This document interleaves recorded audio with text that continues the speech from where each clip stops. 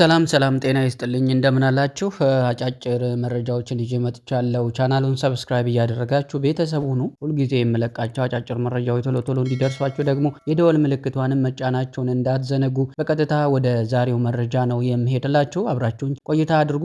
የመጀመሪያው መረጃዬ ሁሊያን አልቫሬዝን እና አርሰናልን የተመለከተ መረጃ ነው። እንግዲህ ሰሞኑን አንድ በማህበራዊ ሚዲያ ላይ በስፋት እየተዘዋወረ የሚገኝና ብዙዎች እየተቀባበሉት ያለ አንድ መረጃ አለ። ሁሊያን አልቫሬዝን የተመለከተ ማለት ነው። እንደሚታወቀው ሪያል ማድሪዶች ሁሊያን አልቫሬዝን ለማስፈረም 150 ሚሊዮን ዩሮ ኦልሞስት ወደ 121 ሚሊዮን ፓውንድ አካባቢ አቅርበው አትሌቲኮ ማድሪዶች ጥያቄያቸውን ውድቅ ማድረጋቸው ይታወሳል። ይህንንም ተከትሎ እንግዲህ ኤል ቺሪንጊቶ የተባለ የስፔን ቴሌቪዥን አሁን ላይ እያሰራጨው ባለው መረጃ መሰረት አትሌቲኮ ማድሪዶች የሪያል ማድሪድን ጥያቄ ውድቅ ያደረጉበት ምክንያት ቀድሞ ከአርሰናል ጋር ስምምነት ስለነበራቸው ነው የሚል መረጃ አውጥቷል። ይኸውም ምንድነው? አርሰናሎች ቪክቶር ዮኬሬሽን ለአትሌቲኮ ማድሪድ በመስጠት በዚያ ላይ ደግሞ 50 ሚሊዮን ዩሮ ጨምረው በተጫዋች ልውውጥ ሁሊያን አልቫሬዝ ኤምሬትስ እንዲመጣ ስምምነት ነበራቸው የሚል መረጃ ነው ይዞ የወጣው ማለት ነው። እንግዲህ ሁሊያን አልቫሬዝ እጅግ በጣም አስደናቂ ጊዜ ነው እያሳለፈ የሚገኘው በአትሌቲኮ ማድሪድ ማለት ነው። በባለፈው የውድድር ዓመት 20 ጎሎችን እንደዚሁም ደግሞ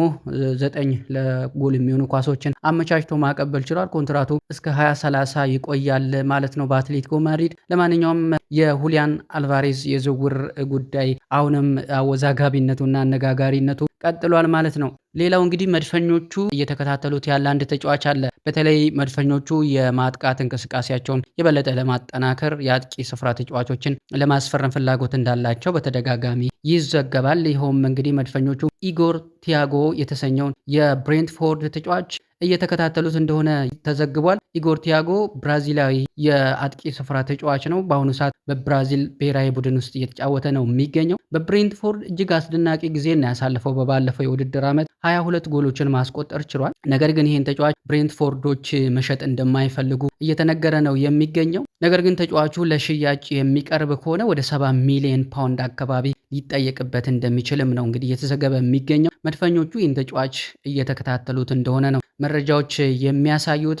ኢጎር ቲያጎ በተለይ ከቪክቶር ዮኬሬስ ጋር ተመሳሳይ ፕሮፋይል ያለው ተጫዋች ነው። መድፈኞቹ ይህን ተጫዋችም እንደ አማራጭ እንደያዙት ነው መረጃ እየወጣ የሚገኘው። ኢጎር ቲያጎ በብሬንትፎርድ የሚያቆየውን ኮንትራት እስከ 2030 የሚቀጥል ይሆናል ማለት ነው። ለማንኛውም መድፈኞቹ ይህን ተጫዋች ለማስፈረም እየተከታተሉት እንደሆነ ነው መረጃ እየወጣ የሚገኘው። ሌላው መድፈኞቹን የተመለከተ መረጃ ማኑ ኮኔ ነው። ማኑ ኮኔ በሮማ እየተጫወተ የሚገኝ አማካይ ስፍራ ተጫዋች ነው። በዚህ ተጫዋች ላይ አርሰናሎች ፍላጎት እንዳላቸው ቀደም ሲል መዘገቡ ይታወሳል። አሁን ላይ እየወጡ ያሉ መረጃዎች እንደሚያሳዩት ከሆነ መድፈኞቹ ተጫዋቹን ለማስፈረም ከተጫዋቹ ጋር ግል ጉዳዮች ዙሪያ ከስምምነት ደርሰዋል እየተባለ ነው የሚገኘው። ይህንንም ዘገባ እንግዲህ ያሰራጨው የጣሊያኑ ጋዜጣ ኮሪየር ዴላ ሴራ የተሰኘ የስፖርት ጋዜጣ ነው።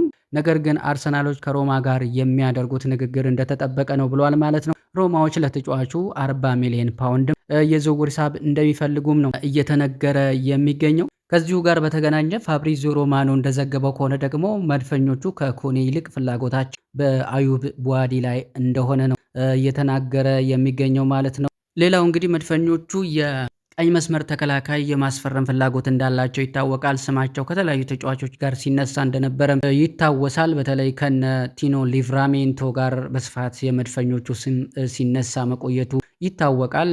የጁሪየን ቲምበርን ጉዳት ተከትሎ እንደዚሁም ደግሞ የቤን ዋይት ቆይታም አጠራጣሪ መሆኑን ተከትሎ መድፈኞቹ ሌላ አዲስ የቀኝ መስመር ተከላካይ ያስፈርማሉ ተብሎ ነው የሚጠበቀው በዚህ የክረምት የዝውውር መስኮት ማለት ነው። ለዚህ ደግሞ አንድ ከስፖርቲንግ አይናቸውን የጣሉበት ተጫዋች አለ። ስፔናዊ ተጫዋችን ኢቫን ፍሬስኔዳ ይባላል።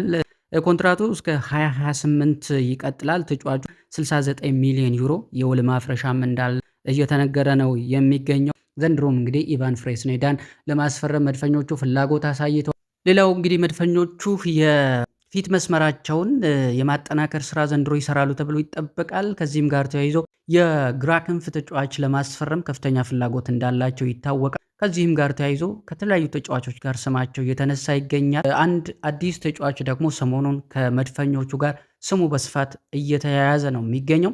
ዣን ማቴዎ ቦሆያ ይባላል።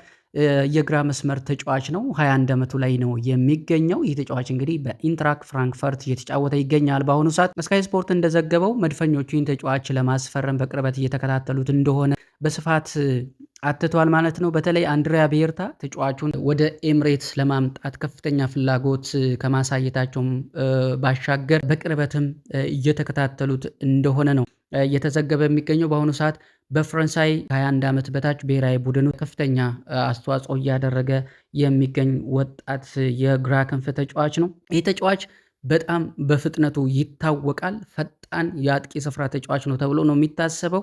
አንድ ለአንድ ግንኙነት ላይም እጅግ በጣም የተዋጣለት ድሪብለር እንደሆነ ነው እየተነገረ የሚገኘው።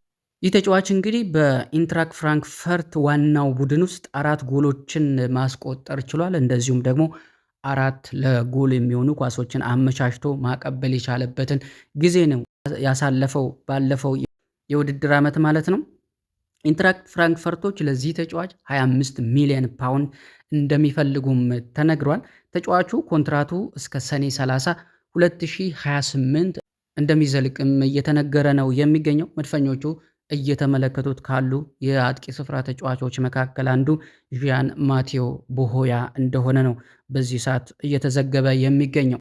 ሌላው እንግዲህ ወደ ቼልሲ ቤት ይወስድናል መረጃችን።